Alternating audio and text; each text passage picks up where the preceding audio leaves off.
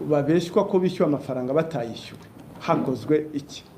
Umuntu agira gutya akavuga ngo ngiye kurangura kwa kanaka, akajya abanza akamurangurira ibicuruzwa, akamubikamo cya cyizere. Amara kumubikamo icyizere, noneho akamuhamagara akavuga ati mverishije amafaranga kuri konte yawe, mpakirira ibicuruzwa ibi n'ibi. Akagenda akaverisa nk'ibihumbi 3, akabona ya borodero. Yamara kubona ya borodero, akagenda kuri computer borodero akeditinga, akongeraho nka 3 cyangwa se 3 30. Yarangiza ya borodero akayifotora kuri WhatsApp akohereza umucuruzi nawe akamupakira koko akabijyana. Turasaba abacuruzi ko bajye bashishoza. Nibyo wabonye ya borodero, ariko ntibihagije, baza no kuri banki yawe niba ayo mafaranga yagiyeho. Umuntu aribwa, ugasanga umuntu babimukore inshuro 3 ntarajya kuri banki kuverifiya ya mafaranga yaragiye, ugasanga bamutwaye nka 60,000,000. Ibyo ni abantu bashishoze, kuko abantu barihisha muri icyo cyuho cy'icyizere. Kwizera ntabwo ari bibi muri business, kwizera muri business ntabwo ari bibi, ariko icyizere kiraza amasinde se ntabwo ari byo. Hagomba kubaho amakenga. Ubwo ni ubutumwa tugenera abacuruzi. Turabona ibindi birego by'abantu bari kwishora mu bintu bya Rambere. Banki Rambere murazizi. Iyo hari umuntu wambaje ngo banki Rambere ngo ikorera hehe. Izo ni imvugo zo hanze murazizi, zo hanze. Ariko banki Rambere ziri gutera ibibazo hanze.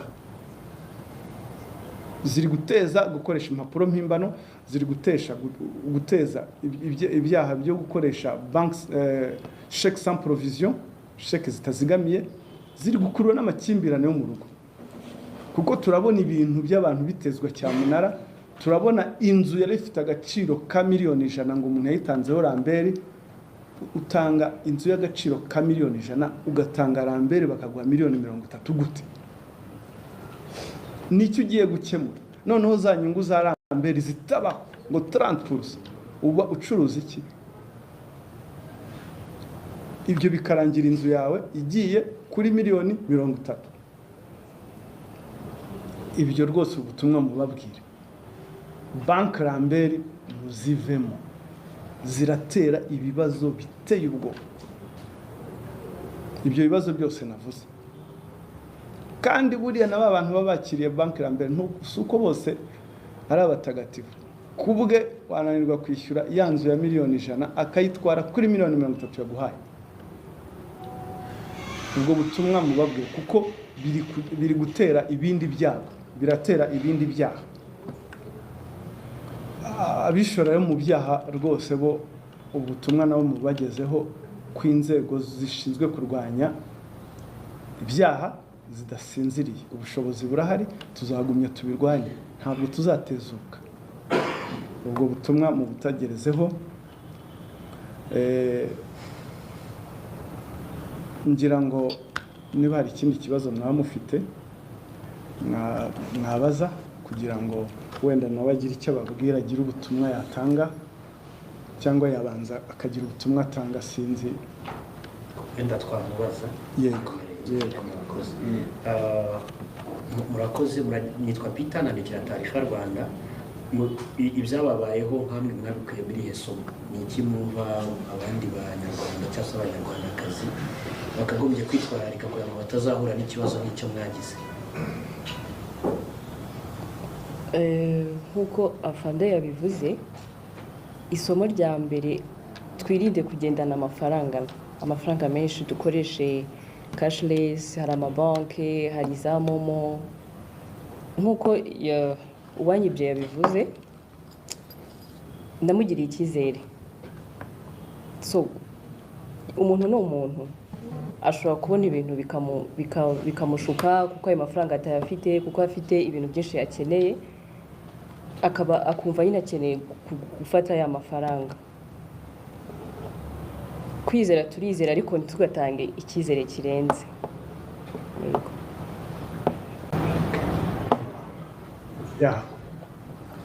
Abakozi bikoze gusi nagira ngo maze icyo ushingiye kuri icyo cyizere wavugaga mu buryo burambuye. Ni icyizere gute? Ni ugufata ahantu ugakinga kugira ngo abantu babyumve neza, kuko hari limite umukozi aba afite, ariko wenda wowe izo limite wazirenzeho byagenze bite?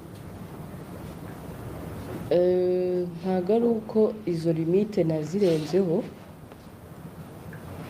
Icyizere navugaga nyine nimba ari umukozi ni umukozi, ariko hari igihe abantu tugira impuhwe nyinshi bitewe n'abantu ukoresha uko bameze, ukumva umugiriye impuhwe ugakomeza ukamugira icyizere ukamufasha mu bintu byose umukorera, bikagera aho ufite n'izindi nshingano bikaba ngombwa ko ugenda mu bindi ugomba gukora ukamusigira aho hantu, ntugire impungenge ngo reka mpamagare abandi baze bahasigare cyangwa iki, kuko wamugiriye icyizere cy'uko ushobora kumusigira ibyo bintu akabikora hamwe.